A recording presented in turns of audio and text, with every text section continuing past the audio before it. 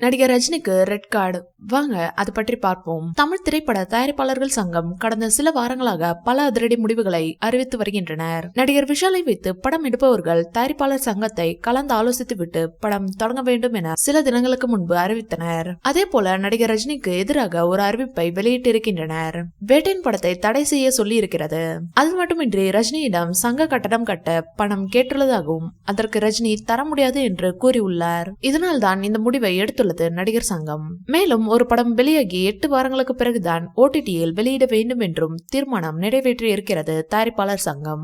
அது மட்டுமின்றி பல படங்கள் ரிலீஸுக்கு தியேட்டர் கிடைக்காமல் முடங்கி கிடக்கின்றன. இந்நிலையில் மாற்ற புது விதிகள் வகுக்கப்பட இருக்கிறது. அந்த விதிகள் நடைமுறைக்கு வந்த பிறகு புது ஷூட்டிங் தொடங்கலாம் என்பதால் ஆகஸ்ட் 16ஆம் தேதிக்கு பிறகு புது படங்கள் எதுவும் தொடங்கக்கூடாது.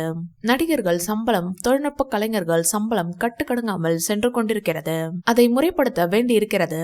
தமிழ் சினிமா துறையை மறுசீரமைப்பு செய்ய வேண்டியிருப்பதால் நவம்பர் 1ஆம் தேதி முதல் அனைத்து விதமான ஷூட்டிங்கும் நிறுத்தப்படுகிறது என தயாரிப்பாளர் சங்கம் அறிவித்திருக்கிறது. இந்த வீடியோ பிடிச்சிருந்தா லைக் பண்ணுங்க, ஷேர் பண்ணுங்க. மேலும் ரஜினி சார் பற்றிய தகவல்களுக்கு எங்க சேனலை சப்ஸ்கிரைப் பண்ணுங்க.